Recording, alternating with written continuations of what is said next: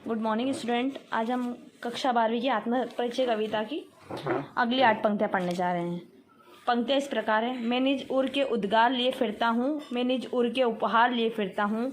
हे यह अपूर्ण संसार न मुझको भाता, मैं स्वप्नों का संसार लिए फिरता हूँ। मैं जला हृदय में अग्निदाह करता हूँ, सुख दुख दोनों में मग्न रहा करता हूँ। जग भव सागर तरने को नाव बनाए, मैं भव मौजों पर मस्त बहा करता हूँ। सबसे पहले हम कठिन शब्दार्थ पढ़ेंगे। उर का मीनिंग है हृदय, उद्गार का मीनिंग है दिल के भाव, उपहार का मीनिंग है भेंट, भाता का मीनिंग है अच्छा लगना, स्वप्नों का संसार है कल्पनाओं की दुनिया, दहा मतलब जला, भव सागर मतलब संसार रूपी सागर, तरने मतलब पार करने, मौजों मतलब लहरों। अब हम इन पहली 4 पंक्तियों की व्याख्या करते हैं, फिर अगली 4 पंक्तियों की व्याख्या करेंगे। व्याख्या। मैं निज उर के उद्गार लिए फिरता हूँ। पहली पंक्ति की व्याख्या है, कवि के हृदय में उनके अपने मौलिक विचार है, मतलब दिल के भाव है। कवि के हृदय में अपने दिल के भाव है, वे अपने हृदय रूपी उपहार को संसार को बांटना चाहते हैं। प्रस्तुत पंक्तियों में कवि कहता है कि कवि के अंदर अपने दिल के अनेक तरह के भाव है, उसके दिल में अनेक तरह के उपहार है और वह अपने इस हृदय रूपी उपहार को, भेंट को संसार को बांटना चाहता है। पहली और दूसरी लाइन का अर्थ हुआ ये। तीसरी लाइन का, मैं यह हे अपूर्ण संसार ना मुझको भाता, इस लाइन का मीनिंग है कवि को यह संसार अपूर्ण अर्थात अधूरा लगता है, इसी कारण उन्हें यह संसार अच्छा नहीं लगता है। वे इस संसार के अधूरेपन को दूर करना चाहते हैं। ये कौन सी लाइन का मीनिंग हुआ? हे यह अपूर्ण संसार ना मुझको भाता। क्या कवि को यह संसार अधूरा लगता है, इसमें प्रेम और भाईचारे का अभाव है, इसी कारण उसे अच्छा नहीं लगता और इस अधूरेपन को कवि दूर करना चाहता है। 4th लाइन का, मैं स्वप्नों का संसार लिए फिरता हूँ। उनके मन में एक नए और संपूर्ण संसार के बारे में बहुत सी कल्पनाएं, बहुत से स्वप्न हैं।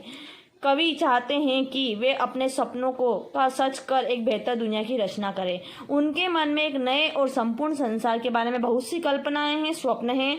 कवि चाहते हैं कि वे अपने सपनों को सच करके एक बेहतर दुनिया की रचना करें। अब अगली 4 पंक्तियों का अर्थ करेंगे। मैं जला हृदय में अग्निदाह करता हूँ। प्रस्तुत पंक्तियों में कवि कहता है कि इस अपूर्ण संसार को देखकर कवि दुखी रहते हैं। उन्होंने अपने हृदय में एक आग जला रखी। कवि ने स्वयं ने अपने हृदय में आग जला रखी। क्यों? क्योंकि उन्हें संसार अच्छा नहीं लगता, इसलिए वे इस दुनिया में बदलाव लाने के लिए व्याकुल रहते हैं, परेशान रहते हैं। उनके जीवन में अन्य लोगों की तरह सुख और दुख दोनों में मग्न रहा करता हूँ, इस लाइन का अर्थ है उनके जीवन में अन्य लोगों की तरह सुख और दुख दोनों हैं, पर कभी सुख में अहंकारी नहीं बनते और दुख में विचलित नहीं होते हैं, बल्कि वे तो सुख और दुख दोनों में ही एक प्रकार की मस्ती का अनुभव करते हैं। अब इन 2 लाइनों का अर्थ। जग भव सागर तरने को नाव बनाए, मैं भव मौजों में मस्त बहा करता हूँ। कवि कहते हैं कि इस संसार के लोग संसार रूपी सागर को पार करने के लिए, इस भवसागर को पार करने के लिए तरह तरह के प्रयास करते हैं। वे इस संसार को पार कर मोक्ष पाना चाहते हैं, संसार के लोग। पर मैंने तो स्वयं को इन भव मौजों पर मुक्त छोड़ दिया है। मैं तो इन भव मौजों पर मस्त होकर बहना चाहता हूँ। कवि को मोक्ष की कोई चाहत नहीं है, बल्कि संसार के लोग तो मोक्ष पाने के लिए तरह तरह के प्रयत्न कर रहे हैं, लेकिन कवि ने तो अपने आप को इस संसार की लहरों पर मुक्त छोड़ दिया है। काव्य सौंदर्य क्या लिखेंगे? कवि ने अपने मन के भावों को व्यक्त किया है संपूर्ण पंक्तियों में। भाषा, कविता की भाषा सरल और सहज है, इसी कारण सीधे हृदय तक पहुंचती है।